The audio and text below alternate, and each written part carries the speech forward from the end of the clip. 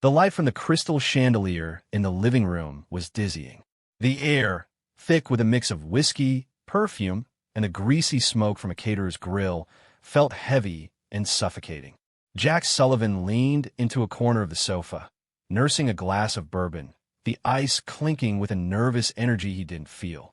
His face was a blank mask as he watched the partygoers churn around him.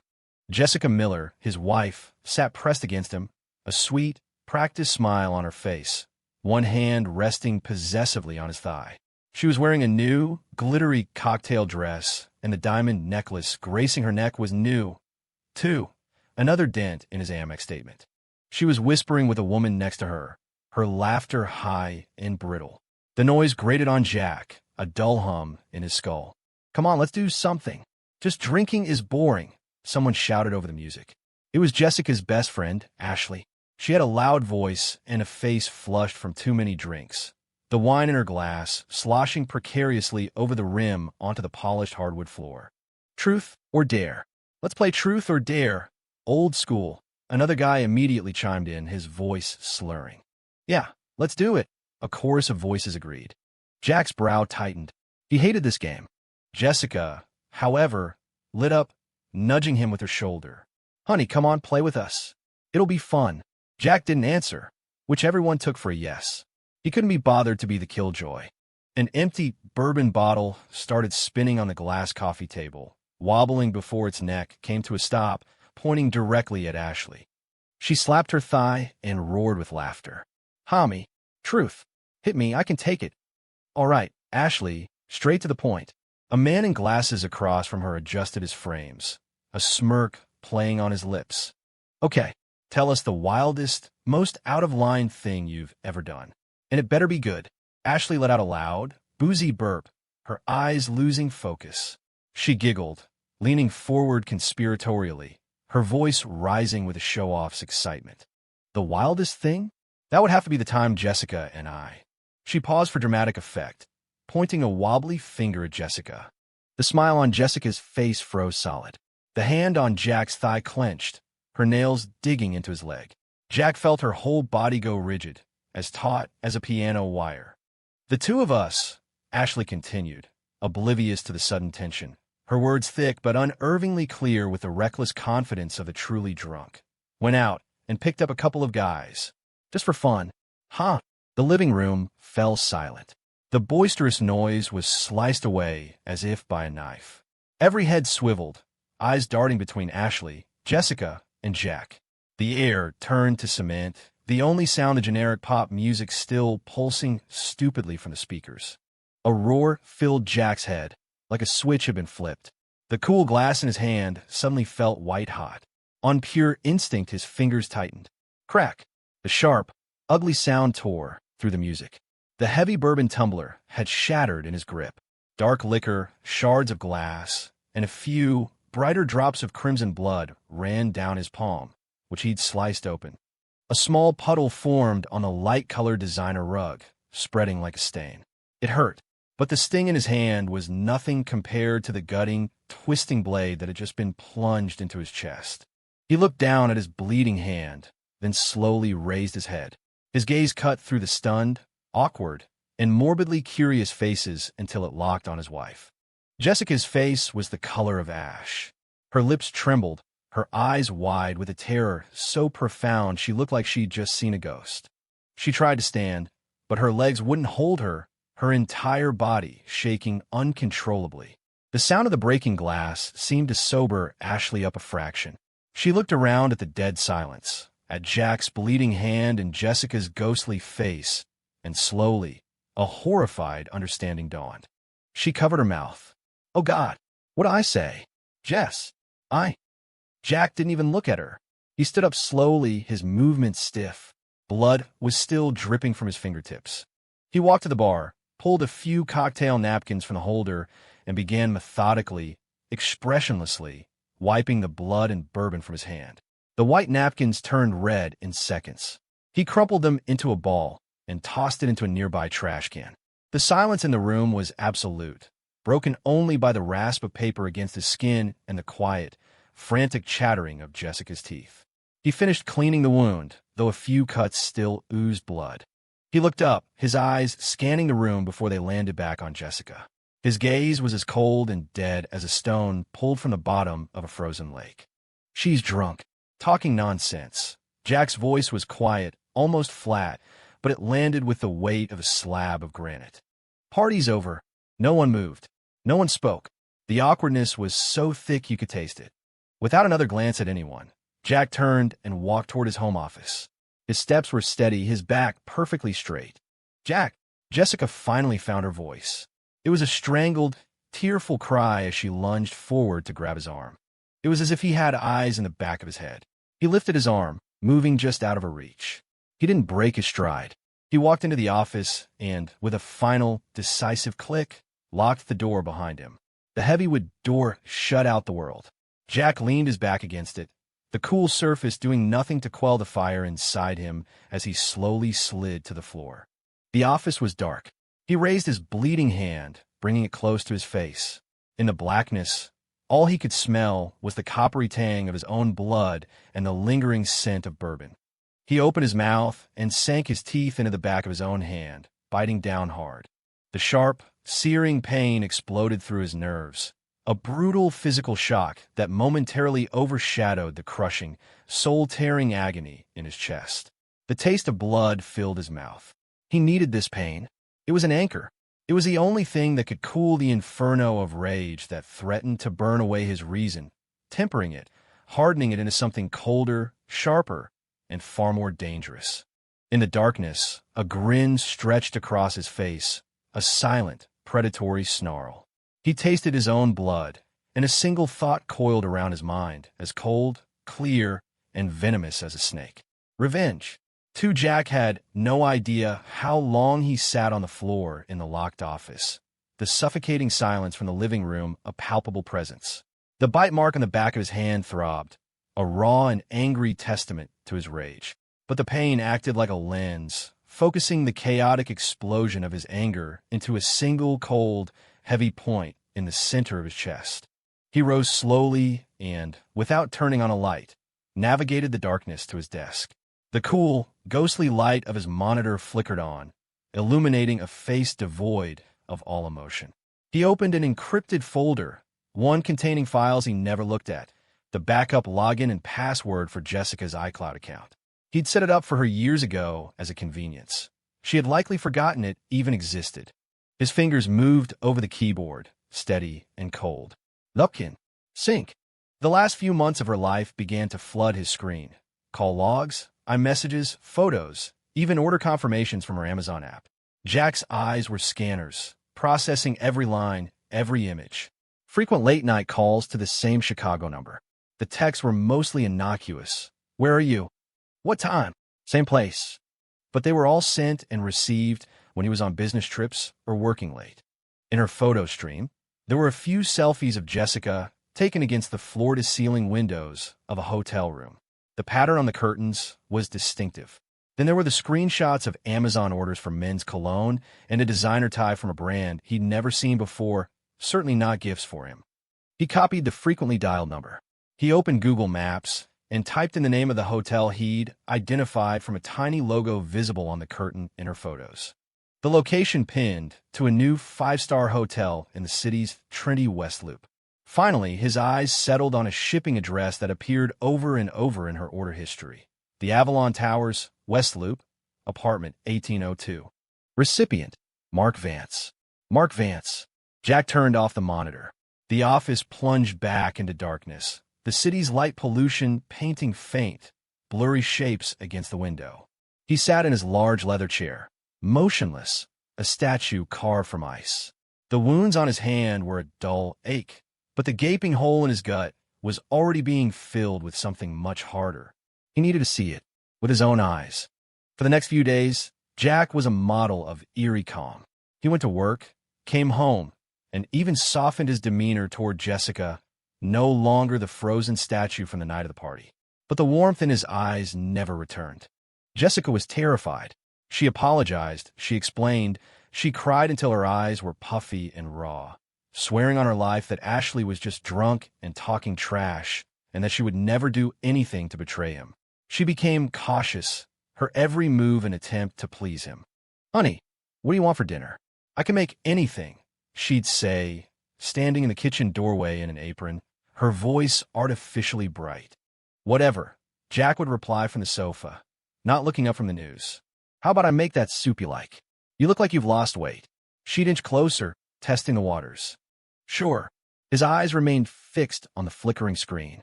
Jessica would look at his cold profile, bite her lip, and retreat to the kitchen. The sounds of pots and pans would fill the apartment, a desperate, hollow performance of domestic bliss. Jack listened, the corner of his mouth turning down almost imperceptibly. He picked up his phone. The screen glowed with the GPS app, the destination set for the Avalon Towers. He had taken the afternoon off, telling his office he had a client meeting. The hours ticked by. At 3 in the afternoon, Jack stood, grabbing his car keys. "I have to go out. Something came up at work," he said, his voice flat. "Oh, okay. Be back soon." Jessica called from the kitchen, forcing a smile. Jack didn't reply. He just walked out, the soft click of the closing door causing the smile on Jessica's face to collapse, leaving only a raw, gnawing anxiety. His black sedan merged smoothly into the downtown traffic.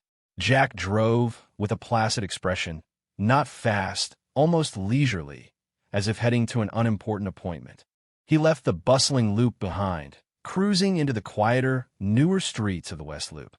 The roads were wide, lined with green spaces and gleaming new high-rises. The entrance to the Avalon Towers was imposing. Jack parked across the street, killed the engine, and rolled down the window. He lit a cigarette. Through the swirling smoke, his sharp gaze was fixed on the entrance to Building 7. Time crawled.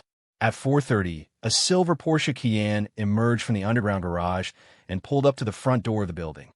The driver's side door opened, and a man got out. He was tall, dressed in a well-tailored sports coat and jeans, his hair perfectly styled. An expensive watch glinted on his wrist. He walked around to the passenger side and opened the door with a gentlemanly flourish. Jessica emerged. She looked beautiful in a cream-colored dress he'd never seen before. Her face was lit with a genuine, relaxed smile, a smile he hadn't seen in their own home for days. She looped her arm through the man's, looking up at him as she chattered away. The man smiled down at her, a look of fond indulgence on his face, and playfully tapped the tip of her nose with his finger. They stood there, wrapped up in each other, acting for all the world like a couple deeply in love. In his car, the cigarette had burned down to the filter, the heat scorching Jack's fingers, but he didn't feel it. He just watched, an observer at a silent movie. There was no sharp pain in his chest, just the dead, hollow cold and the flat, numb certainty of a man whose worst fears had just been confirmed. It was all real. Every last detail matched what he had found, what he had suspected. That man had to be Mark Vance. Mark Vance. Jack knew him. They'd met once at an industry event. Vance worked for a rival firm, and his reputation wasn't exactly stellar. Jack watched Jessica laugh and lean into the other man, watched the radiant, unguarded happiness on her face. He slowly raised his phone, aimed the camera at the oblivious couple, and calmly, deliberately, snapped a series of crystal-clear photos. He put the phone away, stubbed out the cigarette, and raised the window. The black sedan started without a sound, merging back into the flow of traffic, leaving the scene of his wife's secret life behind. Time to go home. The show had to go on. But now, he would be the one writing the script. It was dusk when Jack got home. The lights were on, and the apartment smelled of roasting chicken. Jessica was just placing a final dish on the table. When she heard the door open, she turned, a carefully constructed smile on her face. "You're back. Dinner's ready," she said, untying her apron. "I made your favorite." Jack grunted in acknowledgement, kicked off his shoes, and sat down at the table. He picked up his fork and began eating, his expression unreadable. Jessica sat opposite him, studying his face. He seemed normal, or at least more normal than he had been. The icy wall he'd put up seemed to have thawed a little. A small seed of hope began to sprout in her mind. Maybe he really did have a meeting. Maybe he believed her story about Ashley. "So," she began, her voice soft and tentative. "Was it a busy afternoon at work?" "It was fine." He didn't look up. About Ashley." Jessica's voice faltered. "She called me today to apologize. She said she completely blacked out, that she was just making things up. She told me to tell you not to take it seriously. Jack's hand paused. He finally looked at her, his gaze so calm it was unsettling. Is that so? He asked blandly. What did she say? Just that she was talking nonsense, that none of it was true. Jessica insisted, her voice urgent. She feels terrible about it. Said she's never drinking that much again. I see, Jack said, and went back to his dinner. Let's eat. Watching him eat, so seemingly untroubled, Jessica's hope grew. Maybe it was over. She ladled some soup into his bowl, her smile becoming a little more genuine. Have some soup. It's been simmering for hours. Jack accepted the bowl without a word. The soup smelled good, but the soup, the dinner, everything in this apartment now felt tainted, turning his stomach.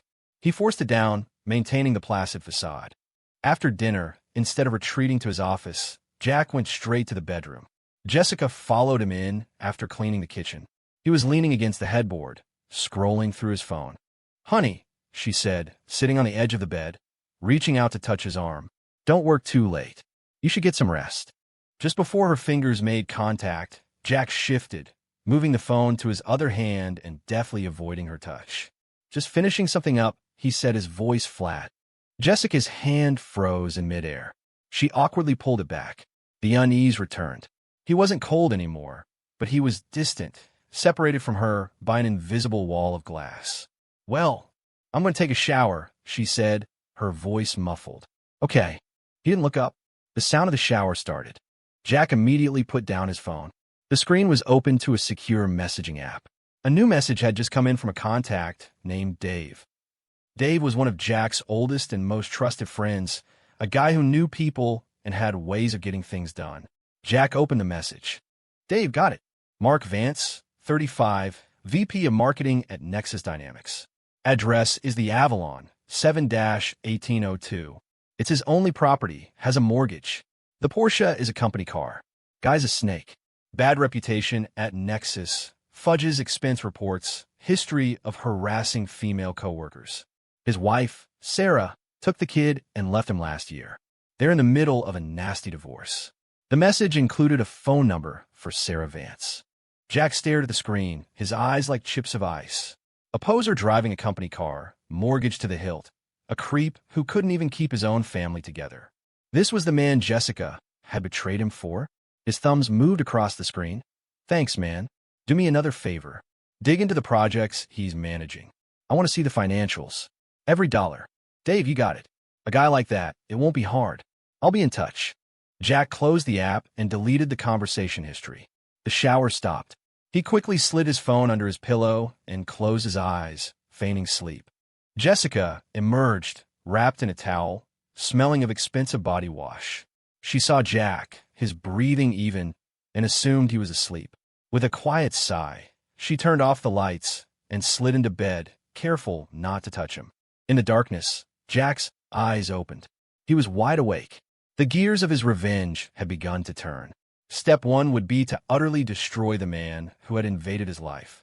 He was going to make Mark Vance a pariah, a nobody with nothing left to his name. For the opportunity arrived sooner than Jack had expected. A few days later, a message from Dave buzzed on his phone. Dave, jackpot. Vance is running a smart city integration project. The books are a disaster. Inflated invoices, kickbacks from vendors. It's big. I've got someone putting together a file with hard evidence. The guy's got balls, I'll give him that. A cold smile finally touched Jack's lips. Perfect. He replied, send it to me. And find out if he has any public event coming up. Dave, done. And funny you should ask. Next Wednesday night, Nexus is hosting a client appreciation gala at Apex, that new private club downtown. Vance is one of the hosts. He'll be there. Apex. Jack knew the place, new, exclusive, and very private. An idea, cold and sharp, instantly formed in his mind. A way for Mark Vance to become very, very famous. Got it, Jack typed back, his eyes glinting. The following week, Jack was a whirlwind of quiet activity. He kept up his routine, maintaining his cool, distant relationship with Jessica. She, in turn, seemed to be settling into the new normal, perhaps believing the storm had passed. Her Instagram was once again filled with pictures of her new handbags and jewelry, her smile as bright and hollow as ever. Jack watched it all with a chilling indifference. He secretly met with two men Dave had recommended, men who were efficient and discreet. He also took a drive to a rough neighborhood on the west side, under a freeway overpass, where he found a grimy, hollow-eyed, homeless man huddled against the concrete. Jack gave the man a thick envelope of cash, enough to feed him for months, in exchange for a single, simple task. Wednesday came. As night fell, the city lit up. In the heart of downtown, the neon sign for the Apex Club pulsed against the sky. A line of luxury cars idled by the curb as well-dressed men and women streamed through the imposing front doors. Inside, the ballroom was a sea of glittering chandeliers and beautiful people. A jazz trio played softly in the corner. Mark Vance, impeccably dressed in a tailored Navy suit, moved through the crowd with a champagne flute in his hand and a triumphant smile on his face. A major deal for his project had just closed. He was on top of the world. "Mark, my boy, you're killing it." A portly clapped him on the shoulder. "Just trying to keep up, Tom. The team deserves all the credit," Vance replied with practiced humility, his eyes shining with smug satisfaction. As he basked in the praise, he noticed two large men in black suits and earpieces, looking like high-level club security, walking toward him. "Mr. Mark Vance?" one of them asked, his voice low but firm. Vance paused. "Yes? Can I help you? There's someone who needs to see you outside. It's urgent." The man's tone was polite, but left no room for argument. Vance frowned, annoyed at the interruption, but he couldn't make a scene. "Excuse me," he said to the group he was with, and followed the two security guards toward a side exit. The door led to a quiet, dimly lit service corridor. "Who is it? What's so urgent?" Vance asked impatiently. The guard in front of him stopped and turned. The professional smile vanished, replaced by a predatory glint in his eyes. A jolt of alarm went through Vance. He tried to back away, but it was too late. The second man lunged from behind, clamping a hand over his mouth, the force staggering him. Simultaneously, the first man drove a fist deep into his solar plexus. "Oof!" Vance's eyes bulged, the air driven from his lungs in a silent scream. He doubled over, pain exploding in his gut. He struggled, but his arms were expertly pinned behind his back. "Behave!" the man behind him growled in his ear. They dragged him like a sack of garbage through a heavy fire door, which slammed shut behind them, cutting off the sounds of the party. The emergency stairwell was lit by a single bare bulb. Vance was thrown to the cold concrete floor. He looked up in terror at the two men, now joined by two others, all of them looking down at him like he was something they'd scraped off their shoe. Who are you? What do you want?" Vance stammered. "What do we want?" The apparent leader, a man with a faint scar on his cheek, sneered. He planted a foot on Vance's chest, pinning him to the ground. "We're here to make you famous." Before Vance could process the words, the other three swarmed him. A short, strangled cry was all he managed before a hand clamped back over his mouth. Rough hands tore at his expensive suit, his shirt, his belt. "No, stop. Do you know who I am? Help! Some!" His screams were smothered. The sound of ripping fabric echoed in the stairwell. He thrashed helplessly, his fine clothes stripped from his body and tossed onto the filthy floor. In seconds, the confident, high-flying VP of marketing was reduced to a shivering, half-naked heap on the ground, his body trembling with fear and humiliation. His suit, shirt, Italian leather shoes, and watch lay in a pathetic pile around him, a mockery of the man he was just moments before. "TSK, not much to look at, are ya?" the man with the scar said with disgust. He pulled out his phone and, from multiple angles, calmly took several high-resolution photos of the pathetic figure on the floor. After pocketing his phone, he nodded to his men. Two of them hauled the dazed and whimpering Vance to his feet. The third gathered the pile of torn clothing. They pushed open the rear exit of the stairwell, and a blast of cold night air hit them. They were in a narrow, dark alley filled with overflowing dumpsters. At the mouth of the alley, an old, unmarked van was parked with its sliding door open.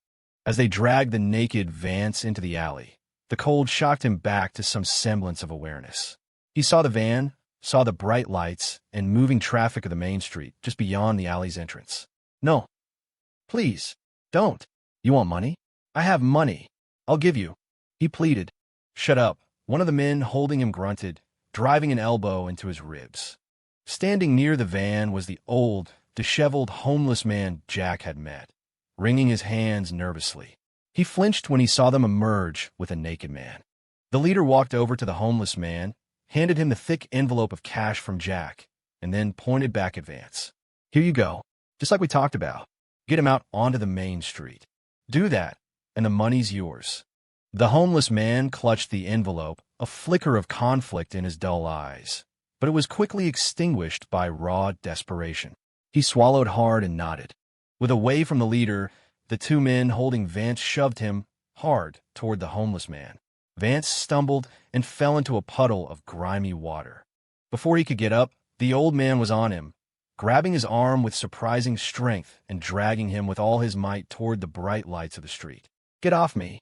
Let me go, you old bastard!" Vance screamed, kicking and struggling. But he was weak from the beating and shock, no match for a man fueled by a desperation he couldn't possibly comprehend. The homeless man just grunted and pulled, dragging the taller man out of the dark alley and into the light. They tumbled out of the alley together and onto the crowded sidewalk. For a split second, the world seemed to freeze. It was the height of the evening rush hour. The street was a river of headlights, the sidewalks packed with people. Every light, every eye, every phone camera immediately swiveled to focus on the two figures on the pavement. A filthy, foul-smelling homeless man clinging desperately to a naked, bruised, and grime-smeared man wearing nothing but the torn remnants of his underwear. A woman screamed, "What the hell is that?" A cyclist yelled, slamming on his brakes. "Get a picture! Get a picture!" someone shouted gleefully. "Holy shit! Isn't that Mark Vance from Nexus?" A man in the crowd exclaimed in disbelief. A storm of camera flashes erupted.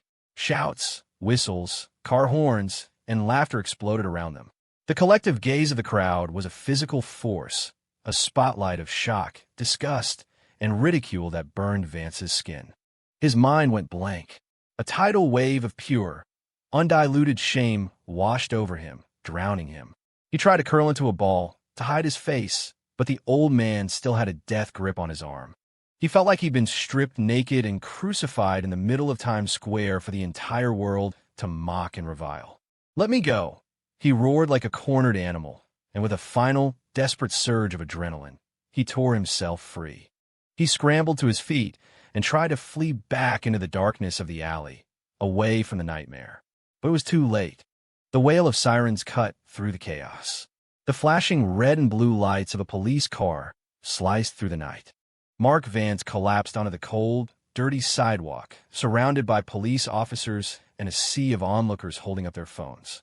He saw the undisguised contempt in the cops' eyes and saw his own pathetic image reflected on a dozen tiny screens. The last of his strength drained away. He was finished. Everything was finished. The videos and photos of a naked Mark Vance being arrested went viral overnight. The headlines were merciless. Tech executive's bizarre public meltdown. Nexus VP in naked rampage. What was he on? Shocking video of exec's downtown debacle. Nexus Dynamics acted swiftly. By the next morning, a statement was posted on their corporate website. Due to a severe and public breach of the company's code of conduct and a violation of public decency, Mark Vance's employment has been terminated, effective immediately. The company is exploring all legal options regarding this matter. Overnight, Mark Vance had gone from a rising star to a disgraced laughingstock. Jack sat in his office, calmly scrolling through the news articles. He closed the browser, picked up his desk phone, and dialed his private banker. "Hi, Steve. It's Jack Sullivan. I need you to do something for me. I want a full accounting of all liquid assets across all my accounts. My personal, my corporate accounts, and the joint account I have with my wife, Jessica Miller. All of it. I'm coming in this afternoon to take care of it." There was a hesitant pause on the other end. "Mr. Sullivan, for large transfers from the joint account, policy requires signatures from both parties." "I'm aware of the policy." Jack cut him off, his voice quiet but laced with steel. "Just have the paperwork ready. I will have everything I need with me. And I mean all liquid assets." He hung up and leaned back in his chair. His eyes fell on a framed photo on his desk, a picture of him and Jessica on vacation, smiling. He picked it up, ran his thumb over her smiling face, and then, with a simple flick of his wrist, placed it face down on the desk. That afternoon, in the bank's VIP client room, Steve the banker was sweating. The stack of documents Jack had brought was immense, unusual. It included a notarized document granting him emergency power of attorney to freeze assets in the joint account. Mr. Sullivan, about the joint funds. Ms. Miller really needs to be here. She can't make it, Jack said smoothly, pushing a document across the table. This is a signed letter of authorization, giving me full discretion over all her financial matters. Please take a look. The banker warily examined the letter. The signature looked identical to the one they had on file for Jessica Miller. The date was from the day before. He couldn't know, of course, that Jack had spent an hour the night before perfecting his wife's signature, a skill he'd picked up from years of signing mundane household papers for her. Any other problems? Jack asked, his calm gaze creating an unnerving pressure. The banker swallowed hard. No, sir. I'll get right on it. Printers hummed. Numbers flashed across the screen. A staggering amount of money, Jack's entire personal fortune, nearly all of his company's available cash, and every last cent from their joint savings, was consolidated and transferred into a new account under his name alone. It's done, Mr. Sullivan, the banker said, his hand trembling slightly as he passed over the receipt. Jack took the slip of paper without looking at it and put it in his briefcase. Thank you for your time. Outside, the afternoon sun was bright. Jack got in his car and called Dave. Dave, the money's ready. The second payment. Take it to the guy under the overpass. Cash. Make sure he gets it, and then make sure he disappears. Jesus, Jack, I saw the news, Dave said, a note of awe in his voice. You don't mess around. I'll handle it personally. But are you sure? That's a lot of cash for a bum. He earned his performance fee, Jack said, his voice flat. He hung up and sat in the silent car. He opened a photo gallery on his phone and found the pictures he'd taken outside the Avalon Towers. He stared at the image of Jessica, smiling, happy, leaning on another man's arm. Mark Vance's part in this play was over. Now it was the leading lady's turn. Jack got home just before dark. The apartment was quiet. Jessica was probably in the bedroom, avoiding him. He walked past the living room and went straight to her pride and joy, her enormous walk-in closet. Pushing the door open, he was met with a monument to materialism. Racks of designer dresses, shelves of expensive shoes, and glass cases displaying a fortune in handbags, scarves, and jewelry. The air smelled of perfume and leather. This was what he had paid for, and every item in here was a reminder of her betrayal. His face a mask of indifference, Jack walked in. He grabbed a brand-new Chanel bag, looked at it for a second, then dropped it. He ran his hand over his silk dress. Finally, he strode to the corner and grabbed a large, metal storage trunk where Jessica kept her off-season or out-of-style items, a trunk where a single cast-off scarf was worth more than most people's monthly rent.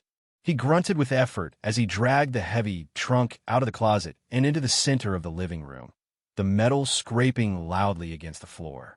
The bedroom door opened. Jack, what is that noise? What are you doing? Jessica asked, a note of irritation in her voice. When she saw him dragging her trunk, a knot of dread tightened in her stomach. Why are you touching my things? Jack ignored her. He went back into the closet and began pulling things off the hangers, dresses, coats, blouses, yanking them down and balling them up in his arms. He swept handbags and jewelry boxes off the shelves. Jack, are you insane? Jessica screamed, running after him. She saw her beloved clothes being treated like rags and lunged at him. Put those down. That's my stuff. He sidestepped her easily and dumped the armload of luxury goods, a pile worth more than a new car, onto the floor next to the trunk. Then he turned and went back for more.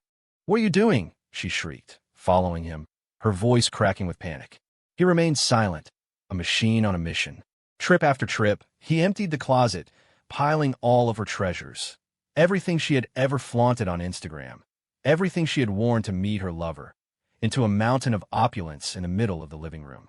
When the closet was nearly bare, she stood trembling before the pile, tears of rage and disbelief streaming down her face. Jack, answer me. You have no right. I bought these. They're mine. He finally stopped and turned to face her, his eyes so cold she flinched. Yours? He asked, his voice dangerously quiet. Bought with whose money? We're married. Your money is my money, she retorted. Is this what this is about? Ashley's stupid, drunken comment? Are you really this pathetic? Is this how you get back at me? Mary, Jack let out a short, harsh laugh that held no humor. He bent down, flipped open the lid of the metal trunk, grabbed a cashmere coat from the pile, her favorite, and tossed it inside. What are you doing? She screamed, clawing at him. He shoved her away. She stumbled back, hitting the sofa, her eyes wide with horror. He continued, grabbing the Chanel bag and tossing it in. An Hermes scarf, a pair of Jimmy Choo heels. One by one, he threw her life's treasures into the metal box like he was throwing out the trash. No, stop. That's a limited edition, she sobbed, all her anger dissolving into pure panic. She threw herself at him again, digging her nails into his arm. Jack, please stop. I'm sorry. Okay, I'm sorry. It was just Ashley talking. There was nothing going on with Mark. I swear, you have to believe me. He stopped and looked at her, his eyes filled not with anger, but with a profound, bottomless disgust. He wrenched his arm free, sending her staggering back. Nothing, he said, his voice like poison. The Avalon, apartment 1802. The Fairmont, room 1808. Do I need to remind you of any other same places? The blood drained from Jessica's face, leaving it a waxy, translucent white. The strength went out of her legs, and she crumpled to the floor, her mouth opening and closing but no sound coming out. He knew everything. His calm for the past week hadn't been forgiveness. It had been the eerie silence before a hurricane. Jack turned back to his task. Soon, the entire mountain of luxury was crammed into the trunk. He slammed the heavy lid shut with a deafening clang and latched it. Then he walked to the balcony and returned with a small propane torch and a lighter. When Jessica saw the torch, a primal scream tore from her throat. No, Jack, please. Don't burn them. That's money. It's all money. I was wrong. I was so wrong. I'll never do it again. I'll end it with him. I'll end it right now. I promise. Please. She crawled toward him, trying to grab his legs. He stepped back, avoiding her touch. He twisted the knob on the torch. The hiss of propane filled the room, along with the acrid smell. He flicked the lighter. Whoosh! A jet of blue flame erupted from the nozzle. He aimed it at the metal trunk. The fire licked at the latches, the heat building instantly. The leather, silk, and cashmere inside began to smolder, then ignite, letting out a foul, chemical stench mixed with the ghost of expensive perfumes. The trunk began to glow cherry red. Aha! Jessica's scream was inhuman. She watched as her identity, her status, her entire world was consumed by the fire, melting and turning to ash inside the makeshift incinerator. The heat was a physical blow, and she curled up on the floor, convulsing, her sobs turning into choked, desperate wails. My bags, my shoes, my life. Jack stood over the glowing trunk, the torch in his hand, his face illuminated by the destructive glow, as motionless and impassive as a gargoyle. The smell of burning plastic and the sound of his wife's soul being torn apart didn't seem to affect him at all. Let all burn. It took Jessica 2 days to clean up the mess. The lingering smell of burnt plastic and scorched metal had faded, but a heavier, more oppressive atmosphere now choked the air in their home. She was a ghost of her former self. Her eyes were swollen shut. Her face was pale and drawn. She avoided Jack, hiding in the guest room whenever he was home, a terrified animal waiting for the final blow. On the 3rd day, Jack came home early. He ignored the cowering figure of his wife and walked to the coffee table. From his briefcase, he produced a document and placed it on the glass surface. The words on the cover page were printed in a bold, black font that burned itself into Jessica's vision. Divorce agreement. A violent tremor racked her body. It was here, the moment she had been dreading. Jack said nothing. He simply uncapped a pen, placed it next to the document, and slid both across the table toward her. The gesture was gentle, but it carried the finality of a death sentence. Her legs felt like lead as she forced herself to walk to the table. Her trembling hand reached for the papers, then recoiled as if they were on fire. She looked up at Jack, her eyes swimming with tears, her voice a pathetic whisper. Jack, please, can't you just give me one more chance? I promise. I'll sign it, he said, his voice flat and empty, cutting her off. He wasn't even looking at her. Tears streamed down her face. She knew it was useless. The man she married was gone, replaced by this creature of ice and steel. She picked up the agreement, the pages rattling in her shaking hands. She couldn't focus on the dense legal text, but one section jumped out at her, stark and brutal. Division of marital assets. All financial assets, stocks, bonds, and corporate holdings in the husband's name shall remain the sole property of the husband. All personal effects, including jewelry and clothing, in the wife's name shall remain the sole property of the wife. All real estate holdings to be divided as follows. The primary marital residence, 1200 N. Lakeshore Drive, Apt. 42B, shall remain the sole property of the husband. The premarital property purchased by the wife's parents for 1582 W. Pulaski Road, Apt. 2, shall remain the sole property of the wife. The wife hereby waives any and all future claims to spousal support or any other assets held by the husband. Her eyes locked on the address of her premarital property. Pulaski Road. That was a rough neighborhood on the far west side. It was a tiny, dilapidated condo her parents had bought for her years ago, a place she hadn't set foot in since she'd met Jack. It was smaller than her current closet. And that condo, her head snapped up, her voice sharp with panic and fury. That condo, my parents sold that condo last year. The money went to my brother for his down payment. You know that. You're doing this on purpose. Are you trying to leave me with nothing? Jack finally turned his gaze on her, his expression as placid as a frozen lake. I know, he said calmly.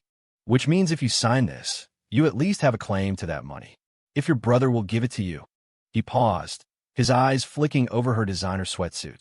If not, I hear you can rent a room in Pilsen for $500 a month. A room? $500 a month? The words hit her like physical blows.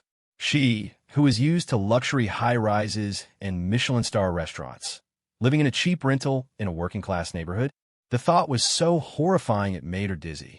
No, I won't sign, she shrieked, throwing the papers on the floor. You can't do this to me. I'm your wife. Jack watched her meltdown without a flicker of emotion. He leaned forward, picked up his phone, and tapped the screen a few times. Then he turned it to face her. It was a photo. The background was the bedroom of Mark Vance's apartment. The subject was Mark himself, naked and terrified, as the two large men tore at his clothes. Jessica's screams died in her throat. She stared at the picture, a cold dread seeping into her bones, freezing her from the inside out. He had pictures from inside the apartment. What other pictures did he have? Pictures of her? Sign it, Jack said, putting the phone away, his voice still terrifyingly calm. Or don't. We can let the lawyers and the internet sort it out. I'm sure the tabloids would love to see your photos next to Mark's. He pushed the pen back across the table. A violent shudder ran through her. The fear of public humiliation, of becoming a citywide joke like Mark, was far more terrifying than the fear of poverty. She couldn't let that happen. She wouldn't survive it. I'll sign, she whispered, the words ragged and broken.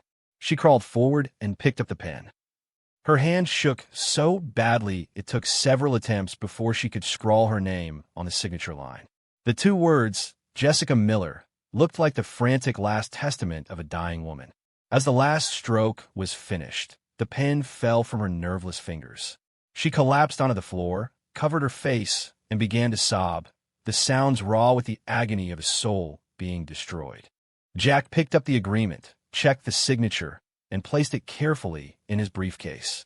He never once looked at the broken woman on the floor. He put on his coat and walked to the door. Jack, she cried out to his back, her face streaked with tears and mascara. How can you be so cruel? After all our years together, doesn't that mean anything to you? He paused at the door, but didn't turn around. His voice, when it came, was as sharp and cold as a shard of glass. It meant something, right up until the moment you got into his bed. He opened the door and walked out. Click! The deadbolt slid into place, the sound echoing in the cavernous, empty apartment. It was the sound of her world ending. The divorce was finalized in less than 3 months. With Jessica's signature on the agreement, there was nothing left to contest. She received a check for the value of her burned clothing and jewelry, a fraction of what it was worth, and nothing else. She called her parents hysterical. He's divorcing me. He kicked me out. Her mother's response was swift and brutal. "What did you do? After everything we've done for you, you throw away a husband like Jack? The man who was going to help your brother? Don't you dare come crawling back here. We won't have you shaming this family." The line went dead. She tried to find Mark Vance. His number was disconnected.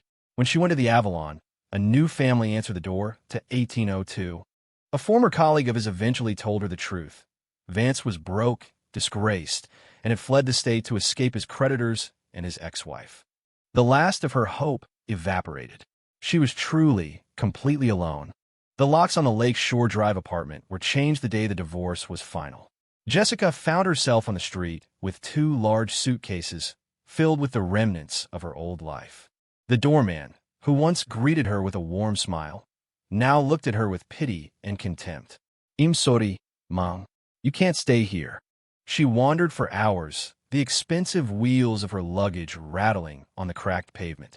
She ended up on the west side of the city, in a neighborhood of grimy brick buildings and overflowing trash cans. A sign in the window of a corner store advertised a room for rent, $500/month. "No deposit." The landlady, a large woman with suspicious eyes, took her money without a word and tossed a key on the counter. 3rd floor. Back of the hall. The room was a box. It smelled of mildew and despair. There was a stained mattress on a metal frame, a rickety card table, and a single, grimy window that looked out onto a brick wall. This was her new home. Jessica slid down the wall and onto the dusty floor, the key cold in her hand. The full weight of her new reality crashed down on her. She covered her face and wept, her cries swallowed by the thin walls of her cage. The open-air market on Maxwell Street pulsed with a raw, chaotic energy, especially in the early morning. It was a place Jack would never normally go, but a new development project required a site visit nearby, and his driver had gotten stuck in the market's sprawling traffic. He rolled down the window, and the smells of the city's underbelly flooded in: grilled onions, cheap perfume, rotting vegetables, and the overwhelming stench of raw fish and poultry. The noise was a cacophony of vendors hawking their wares, haggling customers, and squawking chickens.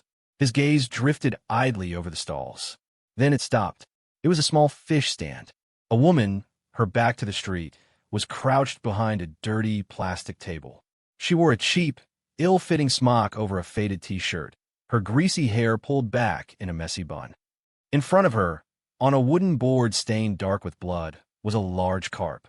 She held the writhing fish down with one hand and, with the other, scraped at it with a rusty, scaling tool.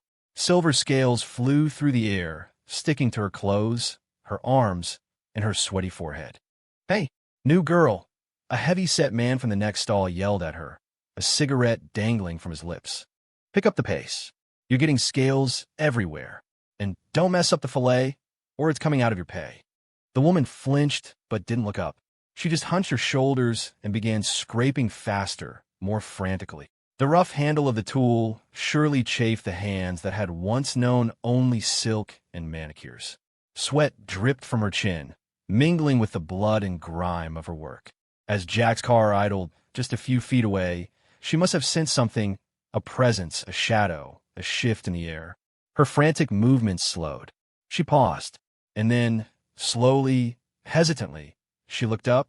Her eyes met Jack's. In that instant, the entire world fell away. The noise, the smells, the chaos, it all vanished. Her eyes widened in recognition, then in a horror so absolute it seemed to hollow her out. The color drained from her face, leaving it as pale and lifeless as the fish on her cutting board. A strangled gasp escaped her lips. She dropped the scaler and, in a single, desperate motion, yanked the collar of her filthy smock up over her face, trying to hide, to disappear, to erase herself from his sight.